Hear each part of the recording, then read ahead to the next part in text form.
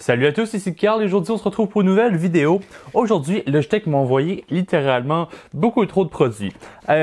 Honnêtement, en fait, ce qui est arrivé, c'est que j'ai approché Logitech pour tester la MX Master. Ça fait un bon petit moment qu'il est sorti, plus d'un an, voire deux si je me trompe pas. Tout simplement parce que j'ai jamais eu l'occasion de la tester, puis maintenant que je suis partenaire avec eux, eh bien, je voulais vraiment tenter ma chance avec ce produit. Mais littéralement, le jour où est-ce que je l'ai reçu, moi aussi, on voit un courriel pour dire « Fais pas ta review tout de suite parce qu'on a quelque chose de nouveau qui s'en vient. » Donc, évidemment, j'ai mis ma review de côté. Puis, ils m'ont invité dans une conférence web, donc où est-ce qu'on était en conférence vidéo avec eux, et ils m'ont présenté les nouveaux produits. Donc, vous connaissez déjà la MX Master et la MX Anywhere tout simplement. D'excellents produits. Pour faire un tour, c'est des produits de productivité. Tous deux des souris, la MX Master, il y a plus grande taille, avec des meilleures performances, plus de boutons pour le bureau, et la MX Anywhere, plus optimisée pour tout ce qui est de transport, donc à porter avec votre laptop par exemple. Aujourd'hui, on est le 1er juin. Du moins quand vous voyez la vidéo, théoriquement, ils lancent la série 2S. Donc, on a déjà la MX Master et la MX Anywhere. Maintenant, ils lancent les deux versions en 2S. Non seulement c'est la version 2, mais la version 2S, parce que, comme vous allez voir tout à l'heure, toutes les grosses optimisations, c'est surtout au niveau du logiciel, donc S pour software. En fait, premièrement, au niveau des souris, sur la MX, en fait, la version originale des MX, on a déjà 3 couleurs que je vous laisse en description. Maintenant, on a 3 nouvelles couleurs, donc bleu, noir et blanc. Personnellement, ici, j'ai la version noire autant pour la MX Master que la MX Anywhere. Évidemment, ma préférée, c'est la version bleue. Quand on sort les souris, la MX Master 2S, à part la couleur, est identique à la version originale, comme vous voyez dans les plans secondaires. Et ici, on va déballer la MX Anywhere 2S, vous allez voir que, encore une fois, mis à part la couleur, c'est identique.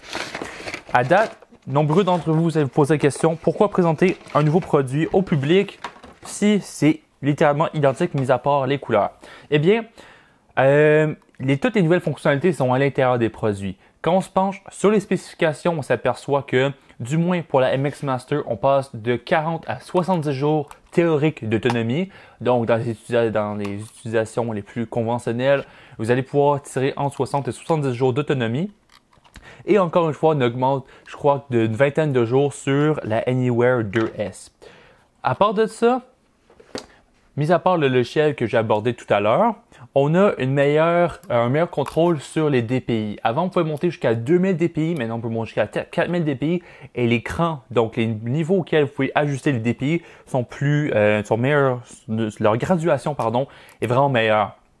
Avant, ça faisait des sauts de 100, maintenant je crois que c'est des sauts de 50. Donc, vous avez un meilleur contrôle sur tout ce qui est votre précision du curseur. Au niveau des boutons, j'ai l'impression que c'est légèrement meilleur. Dans les fiches techniques, Logitech annonce que c'est les mêmes switches que sur l'ancienne version, sauf que juste au clic, j'ai vraiment l'impression que que les boutons intérieurs sont vraiment plus agréables. Et la molette qui tourne à l'infini tourne vraiment plus longtemps que sur la MX Master. Je ne sais pas pourquoi. C'est peut-être au niveau de la qualité utilisée. Peut-être que je suis tombé sur un mauvais modèle de la MX Master. On ne sait pas. Puis, pour tester le logiciel, que j'ai testé juste après, ils m'ont aussi envoyé le K780, donc un clavier de bureautique. C'est pas du tout nouveau comme clavier, c'est juste un bon petit clavier de bureautique avec des touches chiclette, avec un support pour votre téléphone, puis voilà. Donc, j'ai plus parlé du logiciel juste après. En fait, ce qui vient ajouter à ce nouveau produit, c'est le Logitech Flow. Un logiciel qui vous permet d'utiliser un clavier et souris pour bouger d'un écran à l'autre de 2 PC différents. Je ne vais pas trop en parler tout de suite parce qu'on va se pencher juste sur mon laptop et la test bench juste à côté dans un instant. Avant de sauter directement dans les tests, je tiens juste à mentionner que dès le début, j'avais un petit remords par rapport au produit. Eh bien, c'est que Les deux connexions, en fait la connexion sur les deux souris, c'est encore du micro USB et pas de l'USB type C. On est rendu avec de l'USB type C sur littéralement tous les téléphones sur le marché et on n'a pas encore d'USB type C sur cette souris-là, peut-être pour la version suivante. Donc sans plus tarder, on va se pencher sur le PC, je vais aller chercher mon laptop et on va tout brancher ça à la test bench pour voir qu'est-ce que ça donne. Donc enfin, j'ai tout installé ici. On a la MX Master originale qu'on peut mettre de côté parce qu'elle n'est pas utilisable avec le nouveau logiciel. Et on a la MX Master 2S, la MX Anywhere 2S et le Logitech K780. Pour faire un tour rapide du clavier type chiclette, style laptop, avec des batteries internes AAA que vous voyez juste ici. Malheureusement, c'est des batteries non rechargeables. J'aurais aimé voir peut-être un port de chargement pour le charger à partir de l'ordinateur, mais bon, on ne peut pas tout demander considérant le prix du produit. Il faut savoir que le prix de la MX Master 2S est identique à la première, donc 99 $. Heureusement, les prix ils sont vraiment similaires parce que les fonctionnalités sont aucunement physiques. Physiquement, on a les deux mêmes souris, juste que l'autonomie est légèrement meilleure sur la nouvelle. Honnêtement, je pense pas que la batterie est meilleure, c'est juste une question que tout simplement le logiciel gère mieux la consommation de la batterie en tant que telle. Bref, j'ai installé le logiciel de Logitech sur mon laptop ici et sur la test bench à droite sur la table. Une fois que c'est configuré, vous pouvez aller dans le logiciel et configurer tous vos paramètres, les macros, la sensibilité. D'ailleurs, vous pouvez aller de jusqu'à 3000 dpi si je ne me trompe pas avec la nouvelle souris. Honnêtement, je ne sais pas qui va utiliser 3000 dpi, mais c'est là si vous en avez besoin. Puis les incréments sont plus précis aussi, ce qui est une excellente chose. J'ai le logiciel installé sur les deux ordinateurs ici. Et les deux ordinateurs sont sur le même réseau. La test bench en Ethernet et le laptop en Wi-Fi. Mais bref, les deux sont sur le même réseau local. C'est ça l'essentiel de la configuration. Une fois que c'est fait, on peut aller une fois qu'on a cliqué sur la souris, parce que c'est la souris qui va déterminer où est-ce que le clavier va écrire.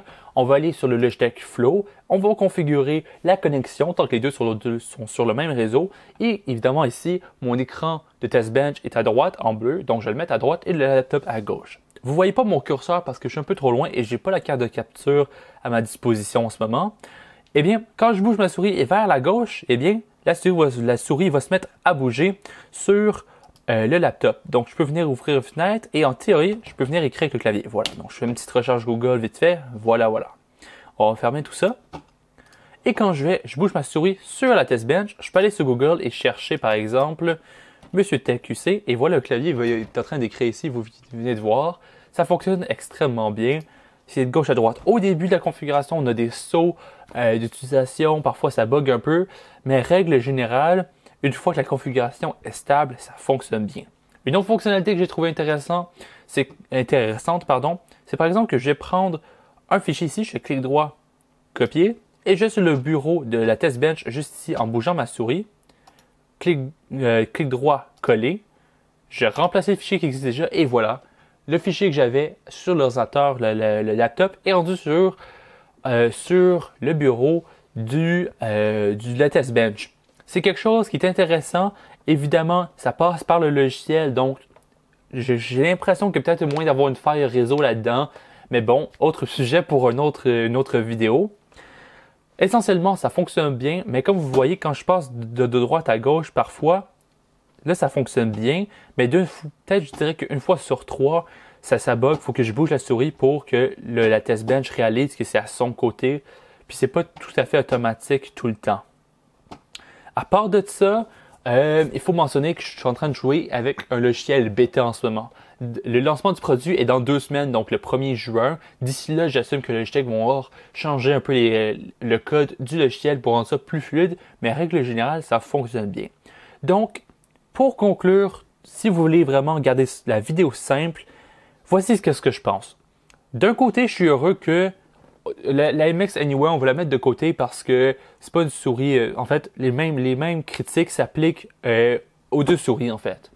Si on compare l'ancienne génération et la nouvelle génération, c'est vraiment la même chose et les prix aussi. Sur les deux produits, on est sur du 99 $, ce qui est une excellente chose. Vous avez plus de fonctionnalités, de meilleurs clics et une meilleure autonomie. sur la nouvelle que l'ancienne, sauf que, évidemment, j'aurais aimé voir une correction au niveau de l'USB Type-C, autant au niveau de la MX Master que la MX Anywhere, que du clavier ici, le K780. Évidemment, j'en demande beaucoup, mais l'USB Type-C, c'est vraiment rendu conventionnel sur tous les périphériques. J'aimerais ça voir l'USB Type-C sur les nouveaux produits. Le clavier en tant que tel, c'est pas mon clavier préféré, mais il fonctionne bien. Les clics, ils sont vraiment meilleurs que le clavier intégré qui vient avec vos ordinateurs HP, etc. Donc, c'est une bonne chose. Est-ce que ça justifie son prix? À vous de voir si vous aimez les fonctionnalités pour tenir votre téléphone, si vous avez absolument besoin d'un clavier sans fil. Bref, à vous de voir. Personnellement, pour faire de la bureautique, j'ai aucun problème avec. Donc, au final, j'apprécie vraiment les nouvelles couleurs, j'apprécie vraiment le nouveau logiciel, ça fonctionne super bien, mais j'aurais aimé voir du USB Type-C et peut-être une correction au niveau de l'ergonomie parce que, eh oui, certaines personnes, dont moi, trouvent qu'il manque de surface sur le côté de la souris où est-ce que le côté de votre main se pose parce que le côté de votre main vient juste s'écraser contre la souris, c'est pas très agréable. Mais bon, à cause j'ai vraiment des grandes mains, les personnes des mains un peu plus petites n'ont pas trop de problème avec ça. Donc, pour faire court, j'aime vraiment bien le produit, juste que l'exécution est peut-être à corriger au niveau de la connectique, puis au niveau de la facilité d'utilisation du logiciel. Heureusement, j'ai testé la déconnexion et la reconnexion. J'ai déconnecté le Wi-Fi de mon laptop, puis évidemment, ça ne fonctionnait plus. Dès que je me suis reconnecté au Wi-Fi, puis que l'ordinateur ici était allumé, bien évidemment, la reconnexion s'est faite automatiquement. Donc, si vous partez, vous revenez de la maison ou du bureau, la reconnexion se fait bien. Donc voilà, je suis curieux de savoir votre avis par rapport. Est-ce que je suis le seul à penser que l'USB Type-C c'est une chose qui est importante ou pas? Je veux savoir dans les commentaires. Je suis vraiment curieux de qu'est-ce que vous pensez. Donc laissez-moi savoir ça dans les commentaires de la vidéo. Je vais vraiment l'apprécier. Et à la prochaine. Ciao tout le monde.